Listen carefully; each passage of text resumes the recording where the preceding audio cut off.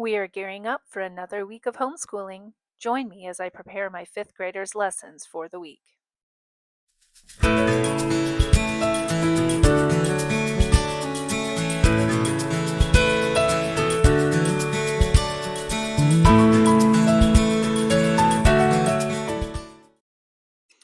Everybody has a different way of planning their homeschool week and year.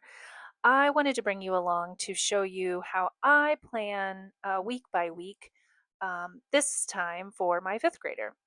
I do have two kids, ages 10 and 7, and they are in quite different age brackets in terms of academics, but we do things separately for math and ELA, spelling and writing, but we do science and history as a family. So, what you'll see me doing is I have a family planner that I bought at Aldi for maybe $7 or $8, and I use it for my curriculum book, and it just gives a basic outline of what I have going on for the week. I don't write every subject we do down, but I do write the most important ones down that I really need to focus on. So for us, it's math and ELA. History is a combined subject, so I definitely want to make sure I know what I'm going to be teaching both of my children. So that's how you'll see me kind of take that Sunday box and make it into our different subjects. So the first subject my 10-year-old does in the morning is math, just because it takes a lot of brain power and focus. And for a kid with ADHD, morning math is, we've found, to just be the best. We are currently doing Epsilon Math U See, and it's really devoted a lot to fractions. So we are in lesson 9, and I want to stress that we go at my son's pace. So a lot of times people will think that you do one lesson, I guess, lesson 9, for example, for a whole week. That might work for some kids, but my kiddo, we definitely have about 20 or 30 minutes of attention before we start to kind of have breakdowns sometimes. So, most of the time, even though there are multiple worksheets he could be doing a week, we focus on one page, one front side of a page, or sometimes front and back, depending on how quickly he's getting the concept. He is good at math, but it's not his favorite, he will say. So I don't really try to push it. I more want to see if he's understanding the concept. So I do really love Matthew C. I feel like it's been great. We start with a video on Monday, and then it introduces the concept and then gives worksheet practices for the rest of the week, or 2 weeks in our case sometimes. And then you can also take a test to follow up and see how they are doing.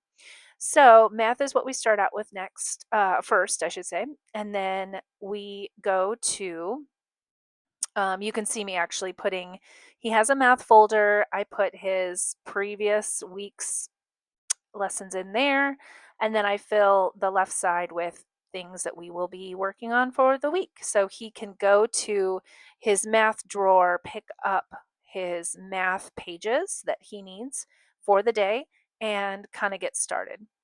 And then we will move on to ELA.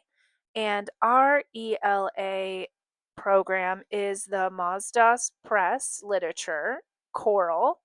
And this is the first year we've done a real ELA literature curriculum. I don't necessarily think it is necessary for every grade, but starting in fifth grade, I wanted to focus more on literary elements and different literary pieces that maybe I wouldn't tend to choose. We do a ton of read alouds. Every night I'm reading aloud for probably 20 to 30 minutes before bedtime. And I do keep track of those stories, but I really like these short story excerpts. I do love the poetry aspects. And the vocab, it's been great. And even my son has really enjoyed the selections in this fifth grade book. So on Monday, he will always start with an introduction to the vocabulary that he'll be working on for the week. And I really love how it is written in cursive. The vocabulary word is written in cursive. He has learned cursive, and sometimes I find that he has a little difficulty reading cursive sometimes. So I do love that this, and it really is only on that one page most of the time, but it is written in cursive at the beginning to introduce the vocab, and then the subsequent worksheet pages can either work on vocabulary or kind of the theme of the story, the literary elements, comprehension. It is really thorough, and we pick and choose what we love to do. We don't always do it all, but sometimes the comprehension questions or that section of the workbook can be very lengthy in writing. And I really, at this point, don't want to judge his writing. This isn't our writing curriculum. So sometimes I will let him do a verbal answer without the writing portion just to check comprehension. So you'll see me here flipping through to see how long this story is. We do popcorn reading, so I'll read a paragraph, he'll read a paragraph. And sometimes when the selection is very lengthy, I like to kind of cut it in half for the week. And this one tends to be a little bit longer. So some weeks we get through the whole selection because it's short. Some weeks we break it in half. And so this week we'll break it in half just because my time is limited and I do devote half of my attention to my fifth grader and the other half to my 7-year-old. So I don't really try to push it too much. We usually always get the selection done with probably 2 to 3 of the worksheet pages. So that's what I'm writing down here, kind of figuring out how I am going to divide that up.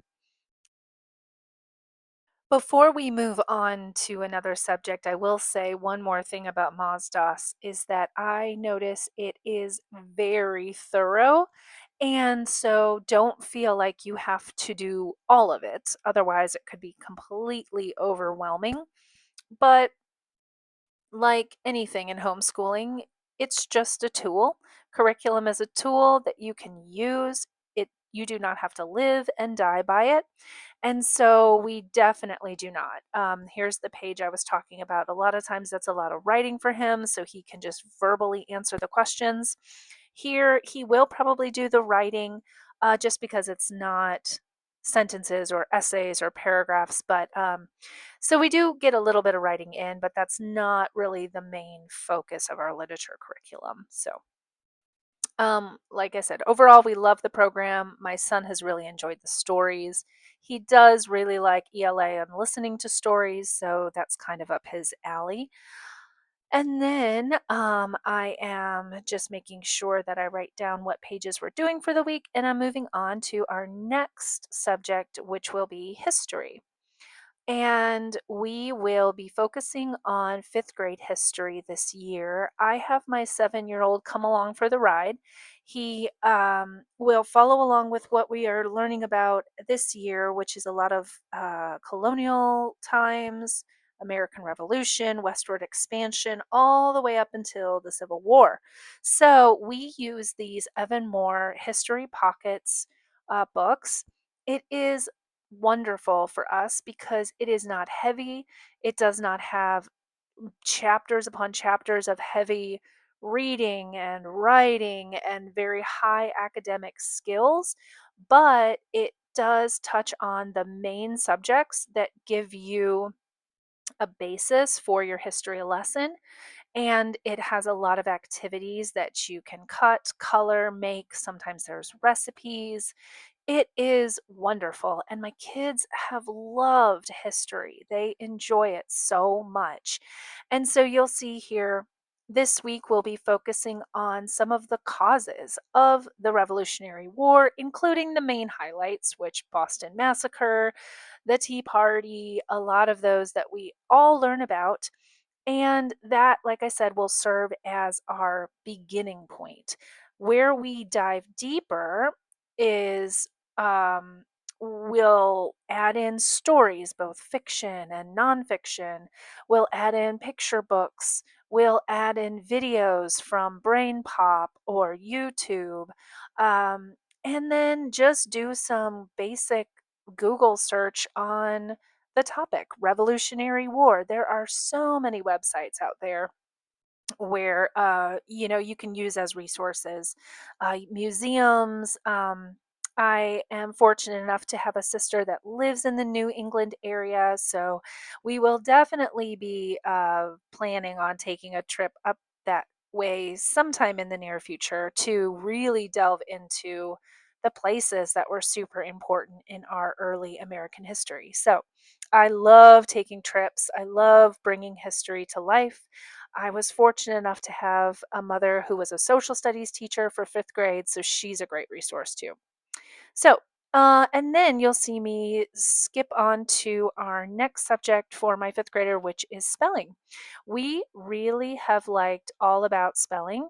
We started late with the curriculum. I am all about stopping when a curriculum isn't working and regrouping and starting again in the middle. And we did that last year. So we are a little bit behind. We're in grade 4 book, but almost done with it. And my son is doing really well with the All About Spelling curriculum. So I am writing down the words for the week, what we're focusing on. On Monday, I'll present the lesson, and the rest of the week, we'll practice those words. This is the daily writing sixth trait curriculum that we work on this year. This is the first writing curriculum that I've introduced to my son, who does not like writing. Does he love coming up with stories or writing comics or drawing? Is he creative and imaginative? 100%. Absolutely. But when it comes to putting it on paper, just like most boys, we get a little bit of a pushback. He does have some fine motor skill issues. He has had some fatigue with fine motor skill workouts when he was younger. And so it's just not his favorite thing. But it's so important. And I think writing at around fifth grade is when we really need to start focusing on a lot of the grammar, the punctuation, the how do we write, what are different types of writing that we need to be doing. And this book breaks it down nicely because it's one page a day. For the first 4 days, it's activities, and typically the last day they focus on some sort of writing activity compilation. Like that will be the day you do the essay or the paragraph or the letter or whatever they worked on for the week. So it's not hardcore writing all the week long. And then I remembered, tomorrow is Martin Luther King Day. So we're going to kind of scrap the history lesson for tomorrow. And then we're going to focus on Martin Luther King a little bit more. And then we'll pick back up on the rest of the week on Tuesday. So I am right now checking out our Brain Pop videos. We do have a yearly subscription. It is expensive in my opinion, but man, it's so handy when you need a short little video to go along with the lesson that you have prepared. And in this instance, when you don't plan ahead and you've kind of forgotten the holiday, it's perfect because it'll be a nice little activity to add in that goes along with. I pulled some of the Martin Luther King materials that we have on hand anyway. You'll see here that we use an Usborne history encyclopedia and a If You Lived During the Times of Martin Luther King book. And then these videos will be great. We'll do the Martin Luther King one, the civil rights one, probably watch our YouTube video of his most famous speech, which I believe we did last year, but it's always great to see it again. Every year we can kind of talk a little bit more in depth about some of the hairier issues. When they were younger, it was very light, but as they get older, we can really do a little bit more deeper dive into some of the really tough conversations around civil rights and segregation and protesting and things like that. So we will also be doing an activity by Art B. And this was a curriculum I purchased from a lady who has two boys, but she was an art teacher and she created her own curriculum that focuses on fine motor skills, visual planning, folding, cutting, sequencing. And so, all of these, this is the curriculum I have, the Holidays Across the Year curriculum. It doesn't just focus on the main holidays, there's a lot of other ones. So, Valentine's Day, Martin Luther King Day, Indigenous Peoples Day. I mean, the list goes on. It's very thorough. But each one is an activity. You do some cutting, you do some folding, you do some pasting. And so it's great. And then you make a little 3D piece of art. So I will definitely try to bring you along when we do that tomorrow, which is our Monday Martin Luther King focus. And so hopefully you will be able to see our project in its entirety. But I did want to show you her website. These are the skills that she focuses on with each project. It does also talk about how this particular curriculum lends itself well to many different learning education pedagogies. For example, Montessori, which we have dabbled in as well, and a Charlotte Mason, and also there's just a whole list of Waldorf was another one that I was thinking of that it kind of lends itself well to. And each of those we've kind of dipped a toe in, and we have taken what we have loved, left what we didn't, and this curriculum definitely fits well into it. So we'll definitely bring you along and show you the final project, probably as a little short. So stay tuned for that, and I hope you have a great week ahead.